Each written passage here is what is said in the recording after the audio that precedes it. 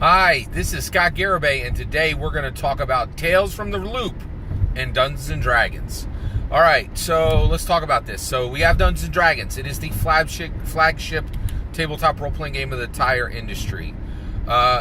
D&D matters more than all other tabletop role-playing games combined. So one, it has more market share. Sometimes, all other tabletop role-playing games will bounce a little bit above D&D, but the majority of the time, more people are playing D&D than every other game combined, okay? You can look it up. Multiple sources have proven that. Dungeons & Dragons is the lion's share of the tabletop role-playing game market. So when the mainstream people of the world think about tabletop role-playing games, they don't really understand that the industry goes beyond Dungeons & Dragons. They really think Dungeons & Dragons is the industry. So, us insiders, we understand the difference. We understand there's, well over 1,000 tabletop role-playing games. There's probably 1,000 good tabletop role-playing games, and there's probably 10,000 tabletop role-playing games overall. Like, there's just a ton. There's just so many, right? And of course, it always, depends on how you count, blah, blah, blah, right? But the reality is, Tales from the Loop really isn't about indie tabletop role-playing games. It's about Dungeons & Dragons, and I'll explain why.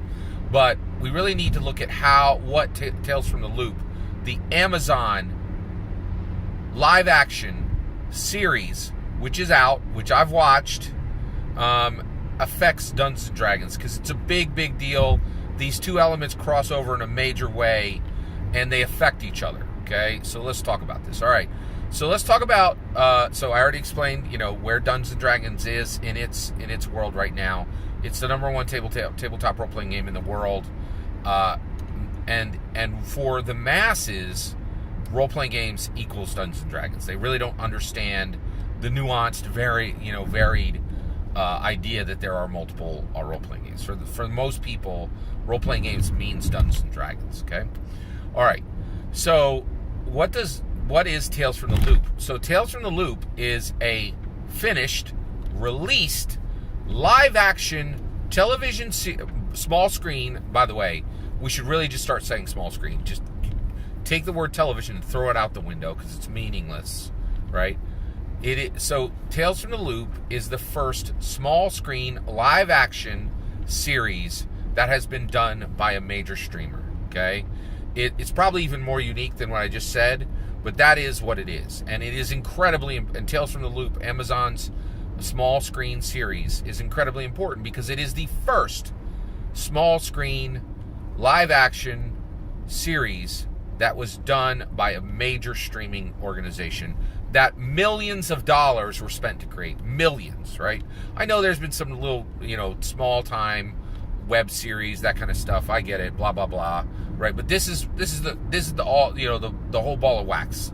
This is real 4K cameras, real crews, craft service table, the whole nine, right? This is tabletop role-playing game meets Hollywood. That's what's important here.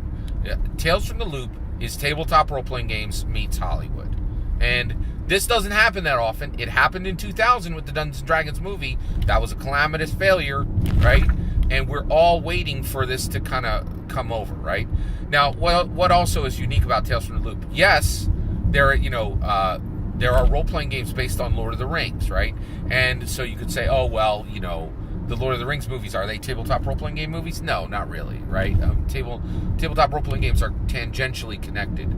But Tales from the Loop is a strong, Sharpie thick black line between tabletop role-playing games and Hollywood, right? This is real-time, real high-end, real quality, right? It's very, very, very important, okay? So, it's a historical moment within tabletop role-playing game history, okay? All right, so what's good? What good things are accomplished by Tales from the Loop for Dungeons & Dragons? What bad things are accomplished by Tales from the Loop for Dungeons & Dragons? Let's talk about it. By the way, everything I'm saying, Tales from the Loop is accomplishing things for indie tabletop role-playing games, but nobody cares. At the macro level, we're not at a point where the mainstream cares about indie role-playing games. We can barely get them to look at the biggest role-playing game in the world. So, and I'm talking about macro level. I'm talking about mainstream. I'm talking about the muggles, right? The majority of people. What is their view of tabletop role-playing games? And Tales from the Loop is hugely important because it will point millions of people to Dungeons & Dragons. It's not going to point them to Tales from the Loop tabletop role-playing game. I was on Drive-Thru RPG today, okay? And Tales from the Loop is not, it's like 150 seller, right? There's like, it's not like, this series is not even helping Tales from the Loop get sold, right? But there are people who are going to watch Tales from the Loop and they're going to be like intrigued in the millions, in the low millions minimum, right? Maybe in, 1 to 9 million, and we're hoping between 10 and 50 million people could watch this. It's possible because Amazon Prime put it up, right? There's a lot of good and a lot of bad here. Let's break it down, okay? So the good is this validates Dungeons & Dragons as a relevant, remaining, useful, important hobby. And that needs to be, people need to be reminded of that, right? Because inside the industry, we know it, right? But again, our industry is so massively small. The entire tabletop role-playing game industry is between $75 and $85 million a year. Super, super tiny. A single yacht is more than the entire tabletop role-playing game industry produces in an entire year. It's super tiny, right? So when we have a small screen, big, high-end Hollywood production series that points people to Dungeons & Dragons, right? And that's what Tales of the Loops is. It's a tabletop role-playing game series. It's a series that's based solely on an original tabletop role-playing game. That is, there's nothing like, it's a purple unicorn, man. This series, there's nothing like it. There's no other series in the world like this, right? It's incredibly rare, right? So one, it's great that it says, hey, tabletop role-playing games are still relevant. That's really super important, right? It's just another reminder of that fact to the masses. Really important for it to be there. Second, okay, it says, hey, tabletop role-playing games have a huge tabletop role-playing game core rule books, and nothing else is enough to base a small screen series, live action series on. We didn't know that before. We really didn't, because a lot of people say that's not true. They say, oh, tabletop role-playing games are just like video games. You can't make a good television series out of them. You can't make a good small screen series out of them. You can't make a big screen movie out of them. And honestly, video games are still trying to prove that there is enough art in them to actually hold a movie up, right? Because when you look at the body of work that has been done for video game content, for streaming media, right? And you look at live action material that's been based off them, the vast majority is complete brass, complete just useless, not good material, okay? And role-playing games are in the same boat. They're like, hey, they really need to prove that they have something of value and something of use to put in front of the world and make useful and make good and do the thing it needs to do, okay? All that is there, okay? So and Tales from the Loop, Amazon series, does that. By the way, Jeff Bezos, I'm pretty sure he looked at this. There are billionaires looking at this show. This is important. This is very, very important. So you have all that going on. That is an important aspect of what has been happening and what needs to happen. So and so all that is good. Tales from the Loop establishes relevance. Tales from the Loop is evidence that a tabletop role-playing game core rule book is enough to stand up a very robust and useful world, okay? All of that is incredibly helpful, okay? That is good. What is bad from Tales from the Loop? There's some serious bad things from Tales from the Loop. One, there was a massive missed opportunity, all right? And that is, this show is a missed opportunity for Amazon, and it is a missed opportunity for the tabletop role-playing game industry, okay? Why? Well, I'll tell you why. It's the NSFW material in it, all right? It's the adult content that's in it. It's the rated R content that's in it. This is a huge, huge problem, okay? So why is that a problem? Well, one, Dungeons & Dragons is PG-13, all right? They don't there's not a PG-13 label on it, but every activity around it is PG-13. The game is played by 12 and up, okay? And they just changed that for Rick and Morty and Rick and Morty is 13 and up, right? And there's a Rick and Morty Dungeons and Dragons box set, and they had to push the age limit up on that box, right? And I was a little disconcerted because Kate Welch was proud that she pushed the age up on playing Dungeons and Dragons. That's not good. I want 12-year-olds playing Dungeons and Dragons, right? This game is amazing. I really feel it's incredibly helpful to people from a lot of perspectives, and keeping that engagement age down helps the game and helps society, right? So we don't want tabletop role-playing to become an adult hobby, right? We should leave it so that if you're in junior high, you can play some Dungeons and Dragons. That's a good thing. That is not a bad thing, right? So there's a huge missed opportunity for Amazon and for the tabletop role-playing game. And the reason why is junior high age kids, high school kids cannot watch this, right? No adult can say, go watch, no adult can tell with, without some level of guilt, can tell any high schooler or any junior higher, go watch this show. Because it has content that they will not understand. They don't have context to understand. They don't have experience to understand, right? Now, the problem with that is Dungeons and Dragons is 12 and up, right? And this should have... So, if you're going to make a show on source material that generally is for junior high age and up, make your series that way. Make it so it's junior high age and up, right? It would have made more sense, right? So, one... And the other thing is, here's the other one, right? I think Amazon wants people to watch their shows, right? Well, as soon as you attach adult content, as soon as you put NSFW content, as soon as you put, this kind of material into your show, you cut your viewership in half, right? Like, and we've seen this time and time again. It's been proven time and time again. You can count on one hand the number of rated R movies that have made $1 billion. In fact, the number there are very few of them, right?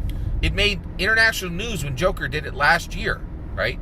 But the reality is, whenever you make this kind of NSFW, you take huge tracts of viewers and you just throw them out the window. So that is a waste. It's a waste for Amazon, and it's a waste for Dungeons and Dragons, right? Because we could have engaged younger people with this content, and parents could have shared it with kids. And if you think I'm wrong about this, think of how many people watch content with their kids, and how many people, and it's bad. It's just bad math, bad business.